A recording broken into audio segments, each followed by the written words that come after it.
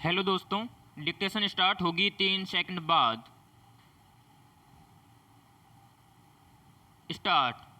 खबरों के अनुसार इस भीषण आपदा में बहुत सारे बच्चे अनाथ हो रहे हैं।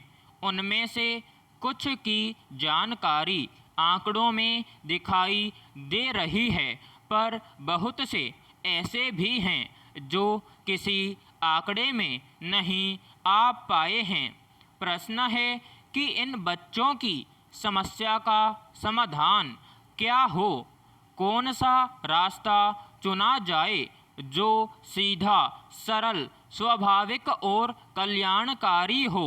पैराग्राफ। महिला एवं बाल विकास मंत्रालय ने इस प्रश्न को गंभीरता से लिया है और राष्ट्रीय बाल अधिकार आयोग द्वारा भी ऐसे प्रयास किए जा रहे हैं जो असमय अनाथ हुई आबादी के लिए एक कल्याणकारी विकल्प उपलब्ध करा सके। पैराग्राफ। ऐसे बच्चों के लिए एक आम सलाह यह दी जाती है कि उनको ज़्यादा से ज़्यादा दत्तक ग्रहण में दिया जाए ताकि उन्हें एक पारिवारिक वातावरण में पलने बढ़ने का मौका मिले और उनका भविष्य सुनिश्चित हो सके। लेकिन राष्ट्रीय बाल अधिकार आयोग के अध्यक्ष की चिंता यह है कि गोद लेने के नाम पर हो रही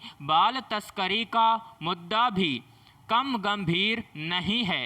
यह एक संगठित अपराध है। पैराग्राफ। यानी बच्चों पर असमय पड़ने वाले इस वज्रपाती कुठाराघात को सरकार द्वारा संज्ञान में लिया गया है। महिला एवं बाल विकास मंत्रालय द्वारा विगत 14 मई को यह विज्ञप्ति भी जारी की गई कि अगर कोई व्यक्ति ऐसे बच्चों को जानता है जिन्होंने अपने माता पिता को कोविड के कारण खो दिया है और उनकी देख रेख करने वाला कोई नहीं है, तो वह इसकी सूचना चाइल्ड लाइन पर दें।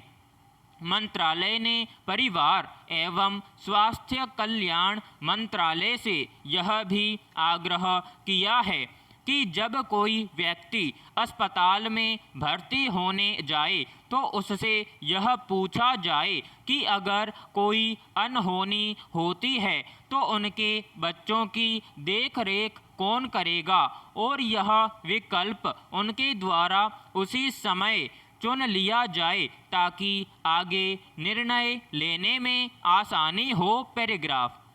राष्ट्रीय बाल अधिकार आयोग द्वारा मुख्य रूप से जिन 3 बातों पर जोर दिया गया है उनमें पहली महत्वपूर्ण बात यह है कि कोविड की आपदा से अनाथ हुए बच्चों की पहचान सुरक्षित रखी जाए।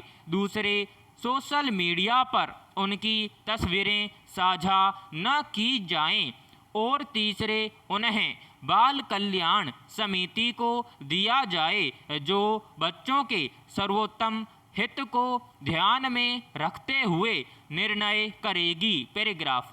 सरकार का ध्यान इस बात पर भी गया है कि अगर कोई अनाथ बच्चों के सीधे दत्तक ग्रहण की बात करता है तो उसे रोका जाए क्योंकि यह गलत है। सितंबर 2020 में राष्ट्रीय बाल अधिकार आयोग ने संवेदना नाम से एक टोल फ्री हेल्पलाइन नंबर भी जारी किया जिसमें ऐसे बच्चों की टेली काउंसलिंग की जाएगी ताकि उन्हें मनोवैज्ञानिक, सामाजिक और मानसिक सहयोग प्रदान किया जा सके। पैराग्राफ।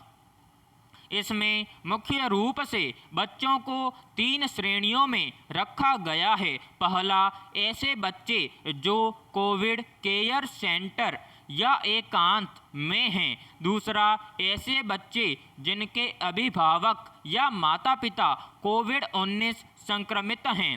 और तीसरा ऐसे बच्चे जिन्होंने अपने माता पिता दोनों को इस आपदा में खो दिया है। पैराग्राफ। अभी कुछ दिन पहले अंतर्राष्ट्रीय परिवार दिवस मनाया गया और विभिन्न लेखों और आयोजनों के माध्यम से यह बताने की कोशिश की गई कि परिवार ही सब कुछ है, हमारी हिम्मत, ताकत, शक्ति, सामर्थ्य और खुशी का केंद्र बिंदु।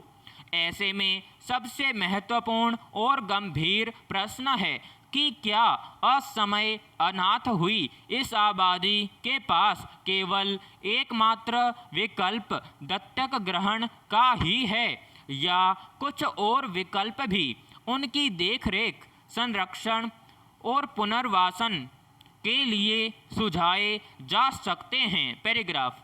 बालकों के हितों के लिए काम करने वाली कई संस्थाओं ने यह भी सुझाव दिया है कि बच्चों को उनके सर्वोत्तम हित को ध्यान में रखते हुए अपने परिवार से अलग न किया जाए, यानी उस परिवार के जो भी नाते रिश्तेदार अपनी स्वेच्छा से बच्चों को रखना चाहते हैं, उन विकल्पों पर गंभीरतापूर्वक विचार करना होगा और किशोर न्याय देखभाल एवं संरक्षण अधिनियम 2015 में धात्रेय पालन के प्रावधान के साथ नातेदारों द्वारा देखभाल के प्रावधान को जोड़ा जाना चाहिए।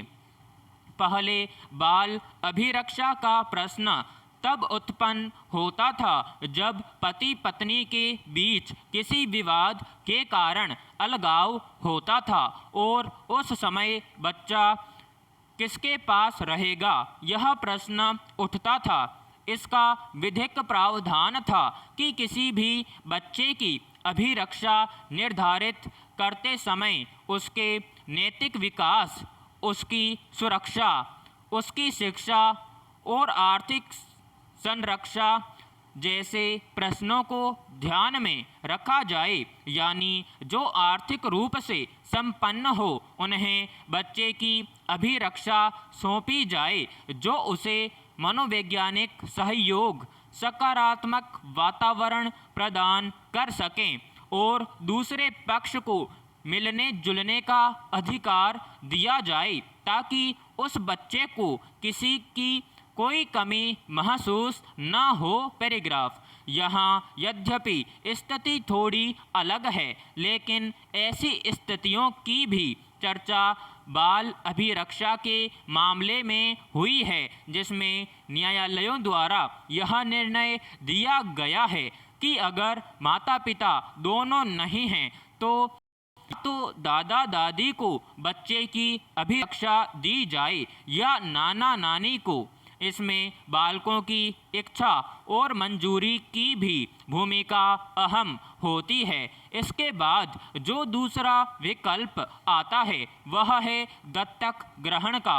यह ठीक है कि किसी भी हाल में गोद लेने के नाम पर बाल तस्करी नहीं होनी चाहिए, पर इस बात को भी ध्यान में रखना होगा कि असमय अनाथ हुई इस आबादी का तत्काल प्रभाव से ख्याल रखा और समुचित प्रबंधन किया जाए। बच्चे के दत्तक ग्रहण के लिए चिह्नित संस्था कारा के दिशा निर्देशों का पालन किया जाए, पर यह भी समायोचित मांग है कि दत्तक ग्रहण संबंधी कानूनी प्रक्रिया का पुनरावलोकन भी किया जाए और दत्तक ग्रहण को अब कुछ खंडों में विभाजित किया जाए, यानी पूर्ण और विधिक दत्तक ग्रहण के अलावा अल्पकालिक दत्तक ग्रहण की भी व्यवस्था की जाए, जिसे विधिक भाषा में अर्ध दत्तक ग्रहण कहा जाए, ताकि वे नाते रिश्तेदार जो मानवता, इंसानियत और संवेदना के नाम पर बच्चों की देखभाल करना चाहते हैं और उन्हें तात्कालिक मदद पहुंचाना चाहते हैं उनकी शिक्षा की व्यवस्था करना चाहते हैं। उन्हें दत्तक ग्रहण के विधिक दायित्वों से मुक्त रखा जाए ताकि इन बच्चों का कल्याण हो सके। पैराग्राफ। बच्चों की आर्थिक और सामाजिक सुरक्षा सुनिश्चित करना एक बड़ी चुनौती है। विराम समाप्त।